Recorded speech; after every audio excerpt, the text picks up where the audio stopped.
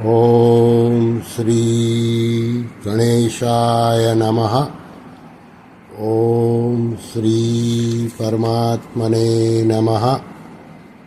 आप सभी का ये चैनल गीता प्रेम धारा में हार्दिक स्वागत है। आप सभी को सादर प्रणाम के साथ जय श्री कृष्ण।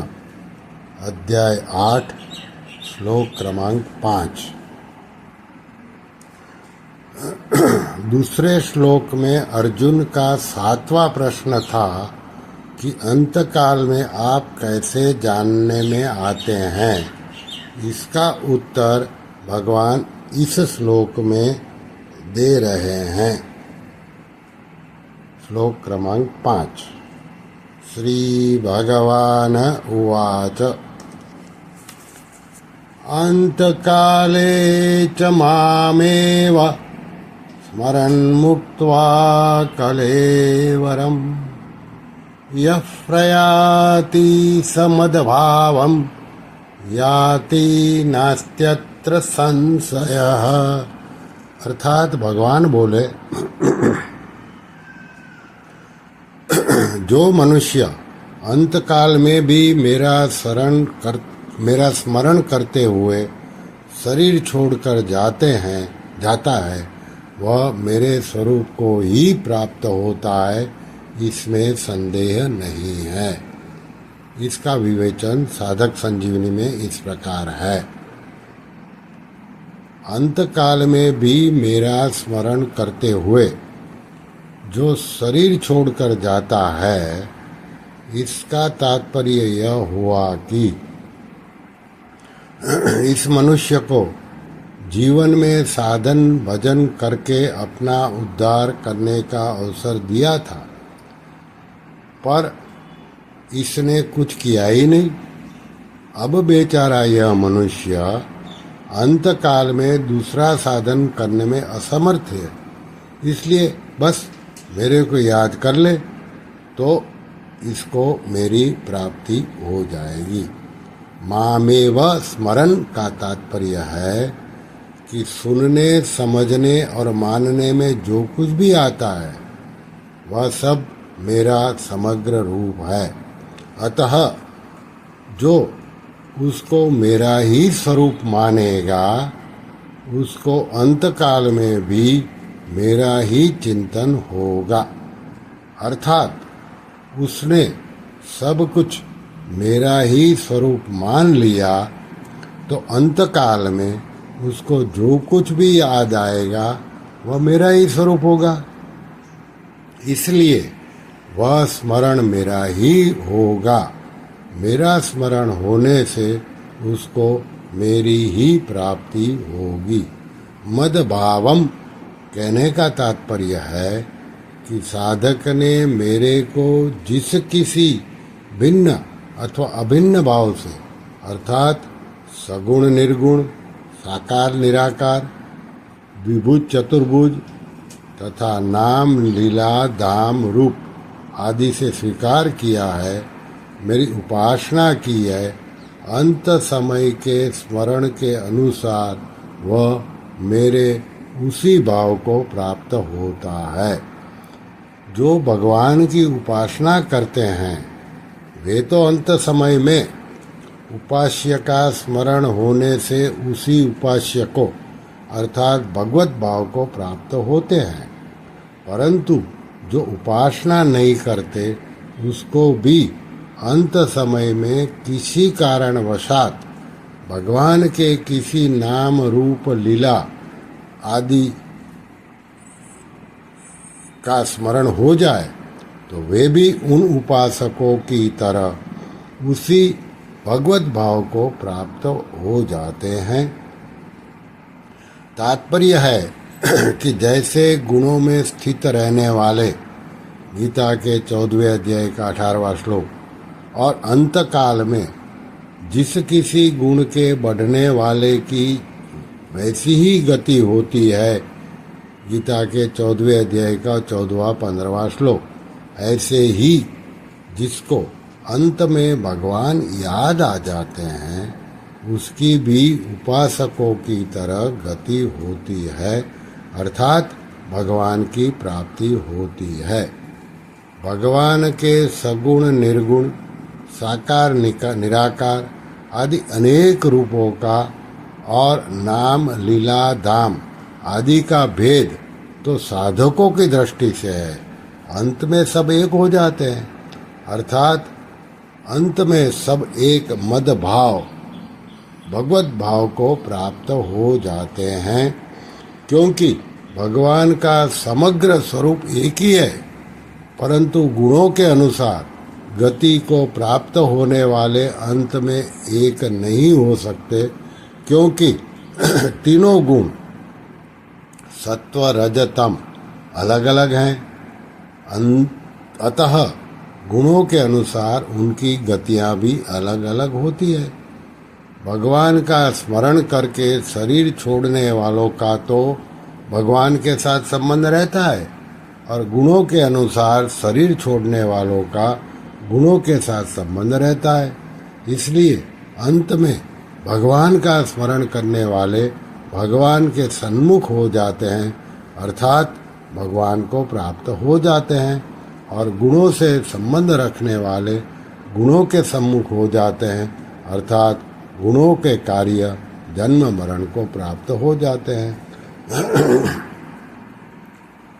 भगवान ने एक यह विशेष छूट दी हुई है कि मरणासन्न व्यक्ति के कैसे ही आचरण रहे हो, कैसे ही भाव रहे हो, किसी भी तरह का जीवन बीता हो, पर अंतकाल में वह भगवान को याद कर ले तो उसका कल्याण हो जाएगा।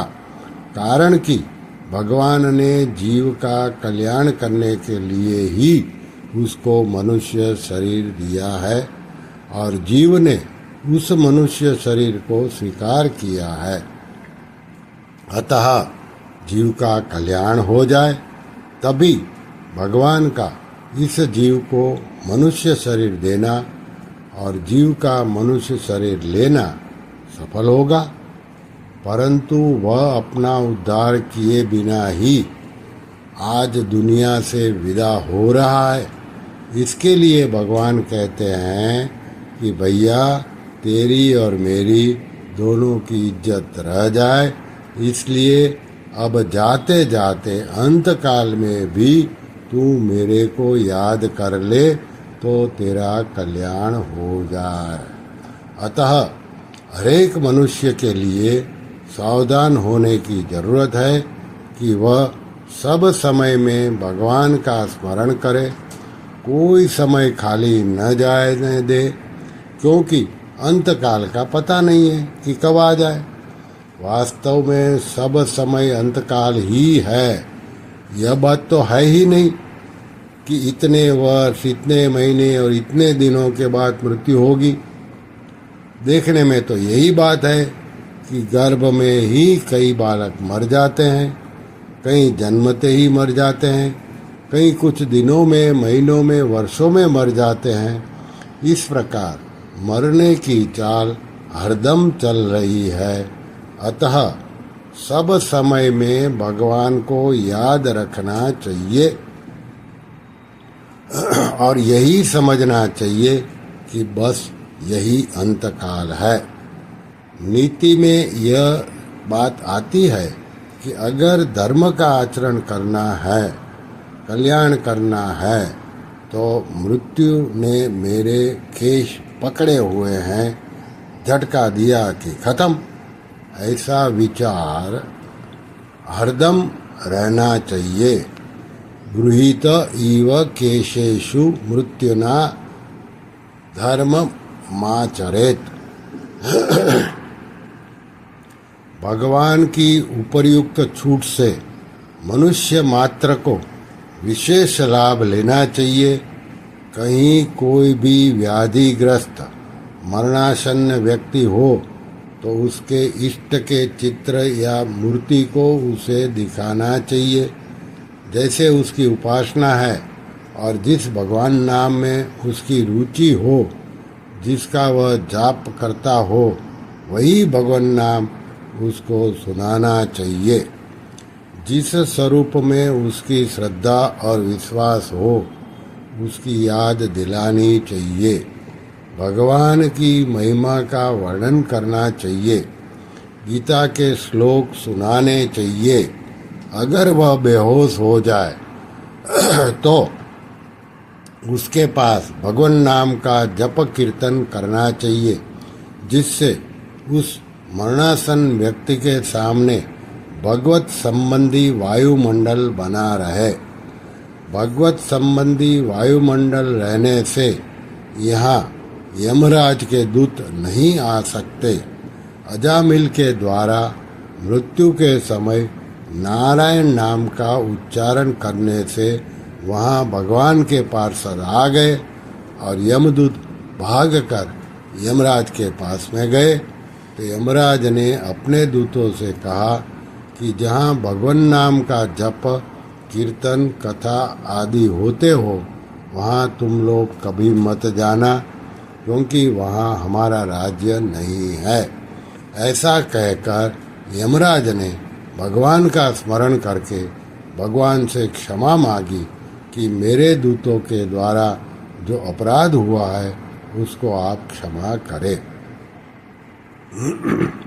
अंतकाल में स्मरण का तात्पर्य है कि उसने भगवान का जो स्वरूप मान रखा है उसकी याद आ जाए, अर्थात उसने पहले राम, कृष्ण, विष्णु, शिव, शक्ति, गणेश, सूर्य, सर्वव्यापक विश्वरूप परमात्मा आदि में जिस स्वरूप को मान रखा है उस स्वरूप के नाम, रूप, लीला, धाम, गुण, प्रभाव आदि की याद आ जाए।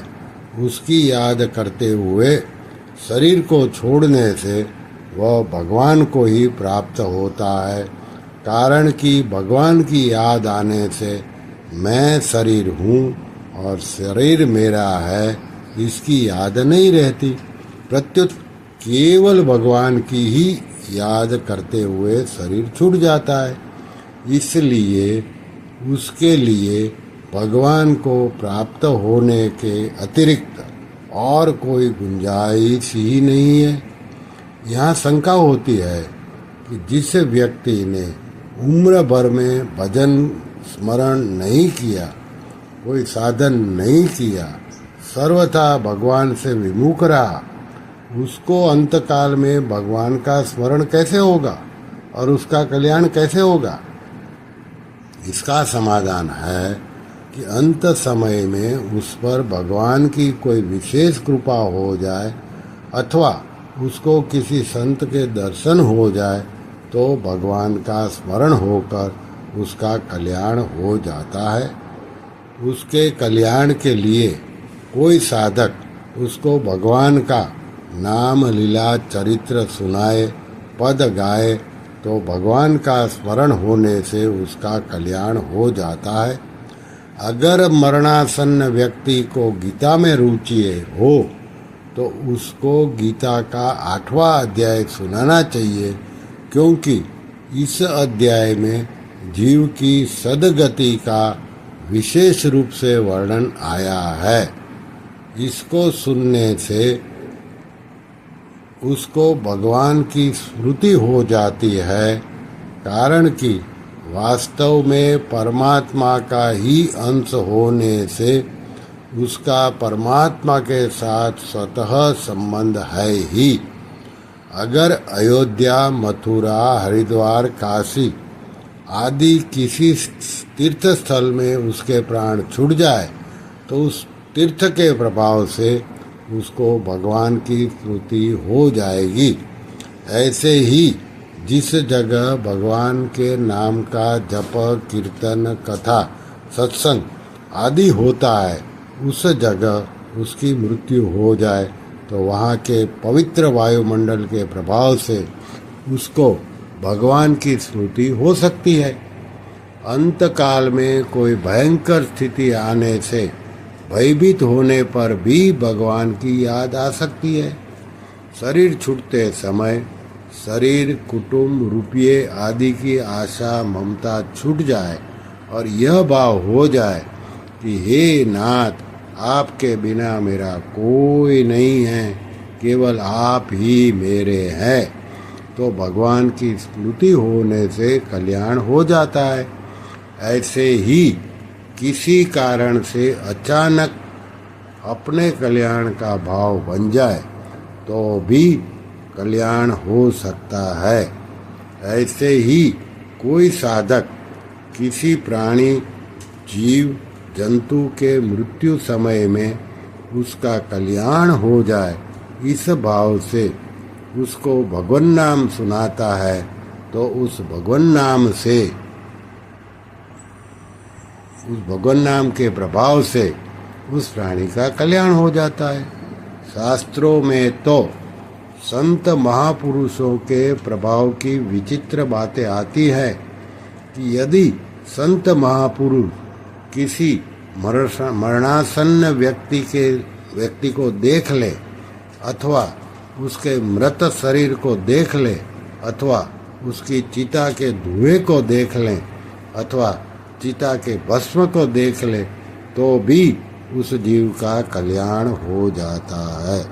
श्री कृष्ण शरणम मम, श्री कृष्ण शरणम मम, श्री कृष्ण शरणम मम। ओम श्री कल्याण, ओम श्री कृष्णार्पणमस्तु।